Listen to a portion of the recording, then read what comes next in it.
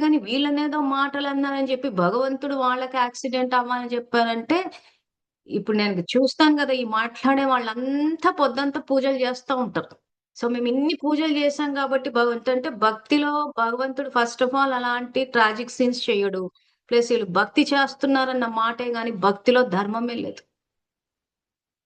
నిజంగా భగవంతుడు మెచ్చుకుంటాడా? సో, చేసే భక్తి చేస్తూనే ఉన్నారు. ఇచ్చే శాపనార్థాలు ఇస్తూనే ఉన్నారు. ఒకసారి భక్తి యోగ 12వ చాప్టర్ తీసి చూడండి అందరూ.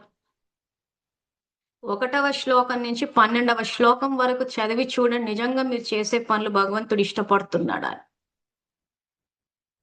అంటే భగవంతుడిని అక్కడ ఒక రకంగా మన కోరికలకే కావచ్చు, లేదా ఇట్లా ఎవరి మీదన్నా మనకు కోపం వచ్చినప్పుడు, మనం పగ తీర్చుకుంటే మనకు చెడ్డ పేరొచ్చేస్తది కాబట్టి భగవంతుడు చేసేయాలి, నువ్వు అది చేసేయాలి, నన్నింత ఇంతకింత ఏడవాలి, భగవంతుడు బుద్ధి చెప్పాలి, వాడి మీద చేయి పెట్టాడంటే వాడు నాశనం అయిపోతే అని చెప్పి భగవంతుడిని వాడడం ఇవన్నీ ఆయనకి ఏది నచ్చదు. ఫైనల్‌గా అంతా మనకే తిప్పికొట్టి మనమే బాధపడాల్సొస్తది.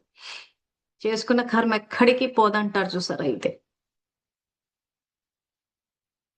సో, కాబట్టి మనం భక్తి మార్గంలో పూజలు చేస్తున్నాం, భక్తి చేస్తున్నాం అంటే భక్తి యొక్క అర్థమే ప్రేమ, సమర్పణ.